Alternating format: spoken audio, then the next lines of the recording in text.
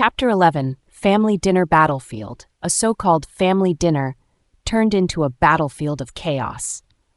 Stepmother Galiva openly forced Lizzie to apologize to Candy and her father, claiming only then could dinner continue. Inside, Lizzie sneered, "A woman who stole someone's husband and brought along 2 illegitimate children. Who are you to lecture me?" She slammed the table and lashed out, holding nothing back. Her father lost control and slapped her to the ground. Galiva pretended to intervene, "Don't blame the child," while her high heel crushed Lizzie's foot in secret. With tears and hatred in her eyes, Lizzie shot up and roared, "I'll fight you to the death." Before she could strike, her father's second slap landed. Burning with rage, Lizzie hurled a bowl of food straight into her father and stepmother's faces. Her furious shout echoed, "Go to hell!" The room froze. Her father snapped completely. "If I don't beat you to death tonight?" The scene descended into carnage, while James calmly sipped his wine like a spectator at a play. Candy panicked and rushed to intervene. In the chaos, Lizzie fled the hotel in tears. Soon James caught up, grabbing her arm. "I'll take you to the hospital." Lizzie yanked herself free. "Thank you, Mr. James, for your hypocritical kindness. I don't need it." But James wouldn't let go, scolding like a self-righteous judge. "This is your family matter. If you can't solve it, is fighting all you know?" Lizzie finally erupted, seizing his tie and shouting, "My father hit me first. Was I wrong to hit back? My stepmother bullied me. Was I wrong to curse her? I don't need you playing savior, and I never asked you to bear the consequences." She turned and stormed off, leaving James clenching his teeth in anger. If it were you, what would you choose? A. Swallow your pride in silence. B. Flip the table on the spot. C. Walk away immediately. D. Tell me in the comments below. Chapter 12. Father and daughter broken. Mother and daughter lean on each other. Lizzie returned home, her face covered in bruises. Her mother, heart aching, asked immediately, "Did Candy hit you?" Lizzie replied coldly, "I hit back, so I'm not losing out." Her mother pressed further, "If Candy dared to hit you, why didn't your father stop her?" Lizzie fell silent and could only say, "Dad wasn't there." Her mother gently cleaned and bandaged her wounds. But Lizzie's heart ached with bitterness. Her mother had always been timid, submissive, loving a man who never truly cared. She had hoped her father would at least protect his child. But in Lizzie's heart, her real father had died the year she turned 5. Tears fell, and her mother mistook them for pain from the medicine, softly comforting her. Lizzie could only pretend that it was the pain making her cry. Suddenly, the phone rang. It was her aunt. On the other end, her aunt scolded, "You silly girl, already clashing with your dad again?"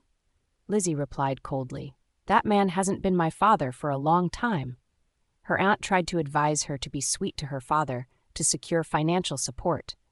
Lizzie scoffed, "I earn enough to support a family of 3. I don't need his money." Then her aunt dropped a bombshell. Candy had been speaking ill of Lizzie to James and even tried to get her fired. Lizzie's anger flared. "Who does she think she is? I work hard, never make mistakes. James has no reason to fire me."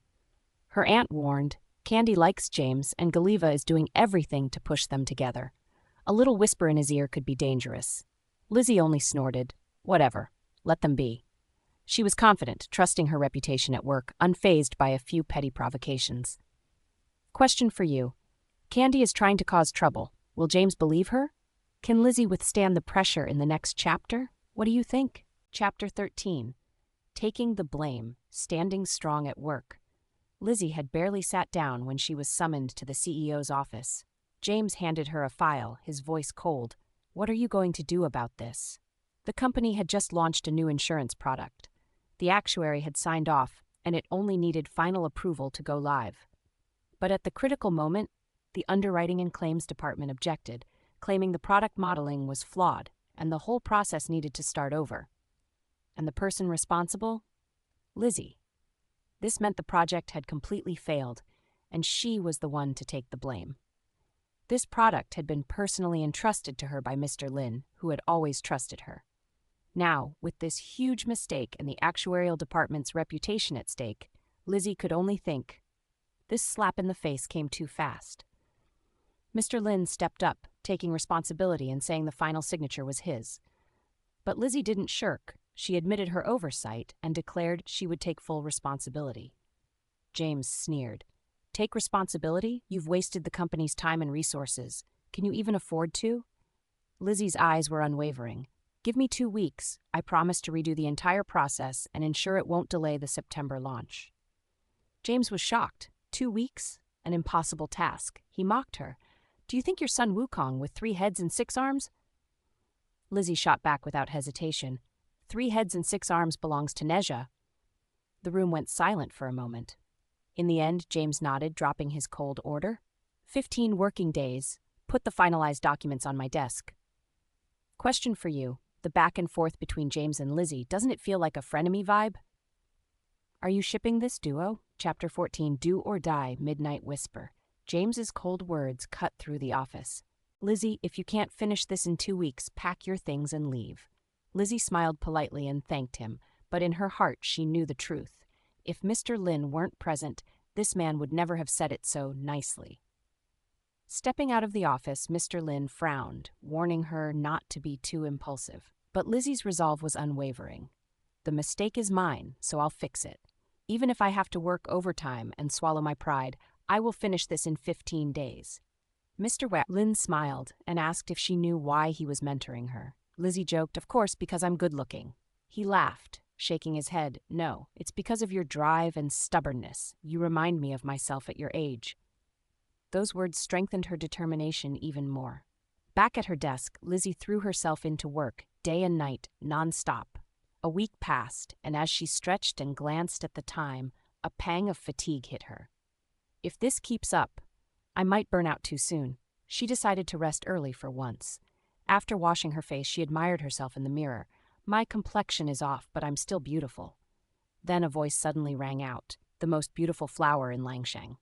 Lizzie froze. Who had secretly complimented her in the dead of night? Question for you. Who do you think whispered this to Lizzie at midnight? Take a guess in the comments. Chapter 15, Office Battlefield, Verbal Showdown. In the bathroom, Lizzie heard a sound and shouted sharply, "Who's there?"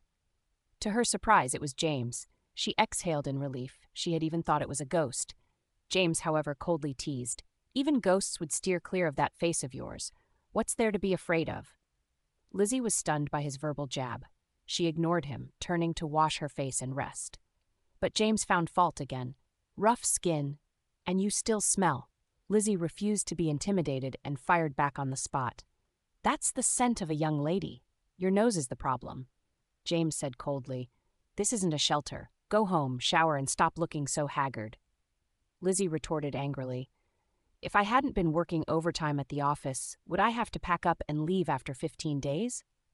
James pressed further, mocking her for using the air conditioner, and Lizzie shot back, "Your brain structure is truly a work of art." That one line completely infuriated James. "Lizzie, are you looking for trouble?"